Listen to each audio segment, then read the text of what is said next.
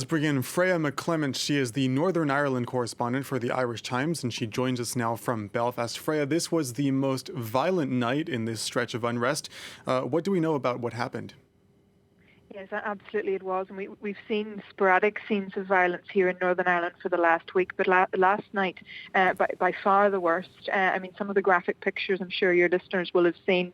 A bus was hijacked and burnt out, cars hijacked, a press photographer attacked. Crowds of up to around 600 young people, 600 youths throwing pet bombs at each other across a peace line, a barrier in Belfast that separates the two communities, and police also being attacked, and police at one point having to fire plastic bullets. And we've seen over the course of the week there have been 55 police officers injured, and as you might imagine, as we heard there earlier, some of the condemnations from the North's first and Deputy First Minister, but the violence last night has been condemned across the political spectrum and internationally by the UK Prime Minister, the Taoiseach Irish Prime Minister as well, and also by the European Commission, which has condemned the violence in the strongest possible terms. And very much the message coming from everybody today, it's been ministers in Northern Ireland met earlier today. It was debated in the Assembly here in Northern Ireland, and the message very much is that this has to stop.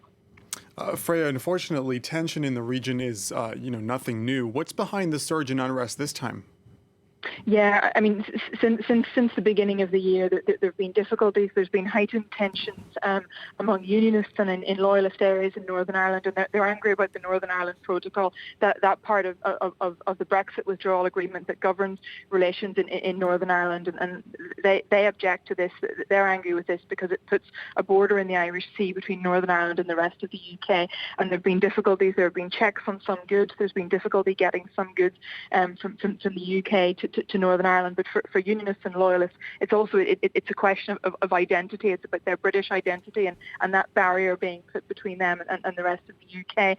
And this has been simmering, and we had then a very specific incident last week. There was a decision not to prosecute 24 Irish Republican politicians for attending a funeral despite COVID rules that were in force at the time, banning mass gatherings. And these heightened tensions really have boiled over. There's a number of other factors in the mix, but we've seen violence like this in Northern Ireland before. It's been a long time since we've seen violence of this scale, and again, as always in Northern Ireland, once it starts, it can be very difficult to stop.